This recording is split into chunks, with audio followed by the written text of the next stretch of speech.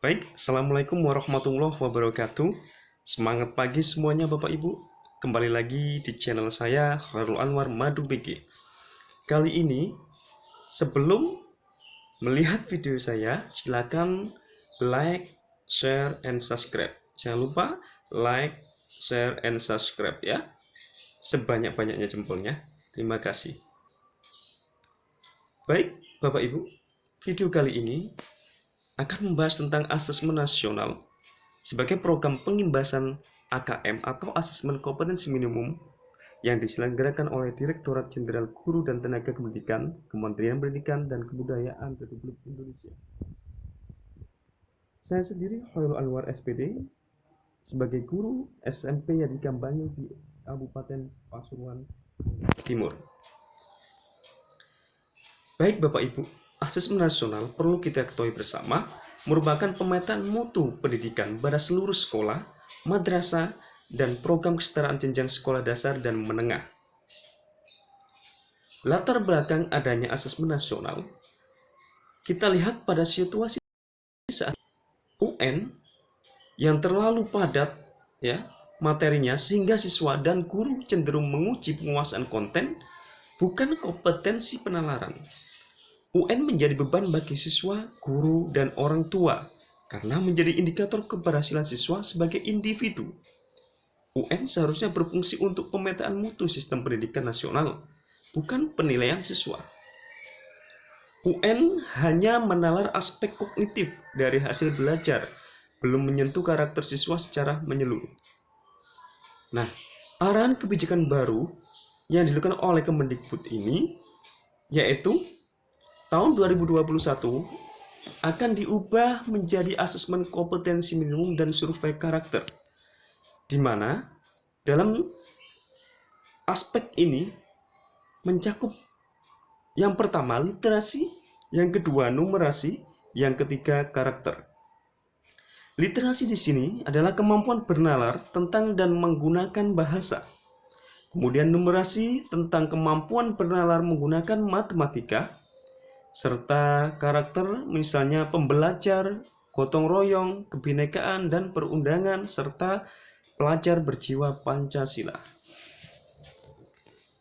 Kemudian Bapak Ibu, perbedaan UN dan AKM sangatlah jelas. Kalau UN, jenjang penilaiannya ada di SMP, SMA, SMK, sedangkan AKM pada jenjang SD, SMP, SMA, SMK sederajat. Kemudian level siswa juga begitu.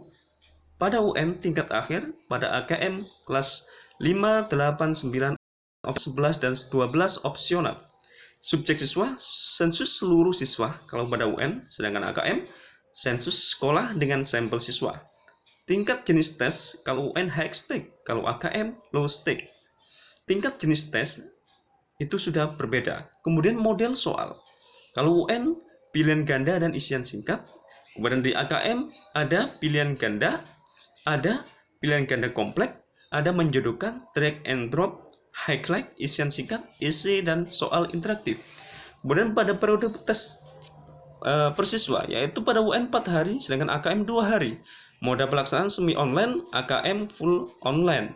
Metode penilaian CBT kalau UN, sedangkan AKM CAT atau SAT. Kemudian spesifik minimal infra sekolah. Kalau UN itu server sekolah, komputer klien, dan BW jelas. Kalau di AKM tidak perlu ada server sekolah, komputer klien memori cuma 2 GB, resolusinya juga seperti itu, Windows 7 ke atas, terus untuk peserta 50 peserta. Nah, kemudian asesmen kompetensi minimum dalam proses pengembangan AKM akan mengacu pada tidak semua konten di dalam kurikulum itu di dalam AKM. AKM akan mengukur keterampilan dasar, literasi, dan numerasi, kemampuan bernalar tentang teks dan angka. Kompetensi tersebut dibangun dari jenjang dasar sampai menengah dalam suatu ilmu profesi. AKM berbentuk survei dengan sampel siswa kelas 5, 8, dan 11. Tidak melaporkan hasil individu siswa, namun laporan agregat yang berfokus kepada peningkatan internal dari waktu ke waktu bukan komparasi antar kelompok. Kemudian komponen asesmen nasional terdiri dari 3 komponen, Yang pertama ada AKM nasional, yang kedua survei karakter, yang ketiga survei lingkungan belajar. Untuk AKM nasional itu terdapat literasi dan numerasi yang diharapkan siswa menguasainya. Kemudian survei karakter, aspek terpilih dari 6 profil pelajar Pancasila yang harus dikuasai atau yang dimiliki oleh siswa. Kemudian survei lingkungan belajar, aspek terpilih dari modal sekolah efektif. Ini melibatkan siswa, guru, dan kepala sekolah. Kemudian, instrumen asesmen nasional dan informasi yang dihasilkan. Yang pertama, responden meliputi murid, guru, kepala sekolah. Sedangkan instrumennya ada AKM literasi numerasi, survei karakter, survei lingkungan belajar. Kemudian informasi yang didapatkan nanti hasil belajar kognitif, hasil belajar sosial, emosional, kemudian karakteristik input, dan proses pembelajaran. Nah, jenis AKM meliputi AKM nasional, AKM kelas, AKM sertifikasi. Nah, ini dia. Saya lanjut. Asesmen kompetensi minimum pada bagian literasi, kemampuan untuk memahami, menggunakan, mengevaluasi, merefleksikan berbagai jenis teks untuk menyelesaikan masalah dan mengembangkan kapasitas individu sebagai warga Indonesia dan juga warga dunia agar dapat berkontribusi secara produktif kepada masyarakat. Sedangkan numerasi, kemampuan berpikir menggunakan konsep, prosedur, fakta, dan alat matematika untuk menyelesaikan masalah sehari-hari pada berbagai jenis konteks yang relevan untuk individu sebagai warga negara Indonesia dan dunia. Nah, ini ada tema Sustainable Development Goals, mulai dari nomor 1 sampai 17. Kemudian ada bentuk soal AKM, ini yang perlu saya bahas. Dalam soal AKM ada yang pertama yaitu objektif, yang kedua pilihan ganda, hanya satu jawaban benar, yang ketiga pilihan ganda kompleks atau jawaban benar lebih dari satu, yang keempat menjodohkan, yang kelima ada sian singkat, yang keenam ada non objektif atau isi. Komponen AKM pada numerasi kontennya terdapat bilangan, pengukuran dan geometri, data dan uncertainty, kemudian ada aljabar. Sedangkan literasi kontennya ada teks informasi dan teks sastra.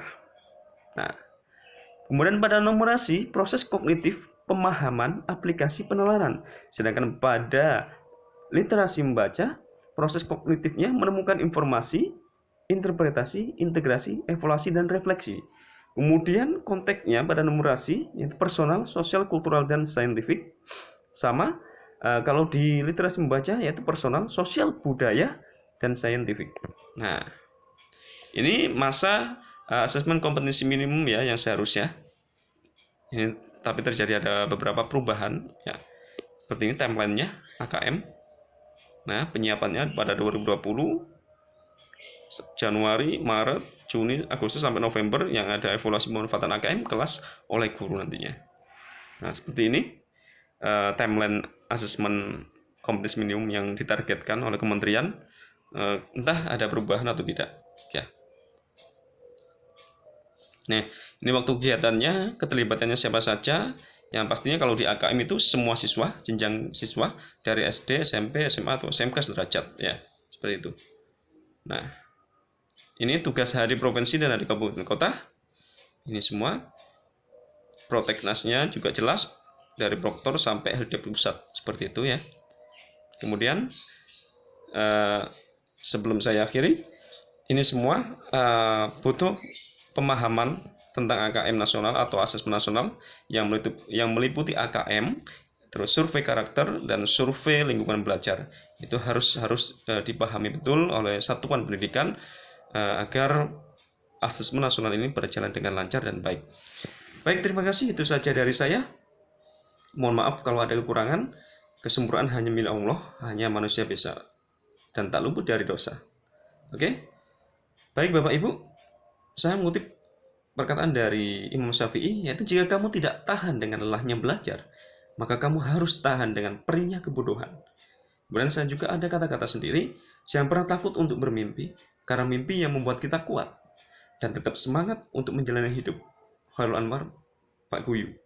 Nah, Sekian dari saya, terima kasih, semoga bermanfaat. Salam satu semangat, tetap semangat dalam belajar, tetap semangat dalam menginspirasi generasi-generasi selanjutnya.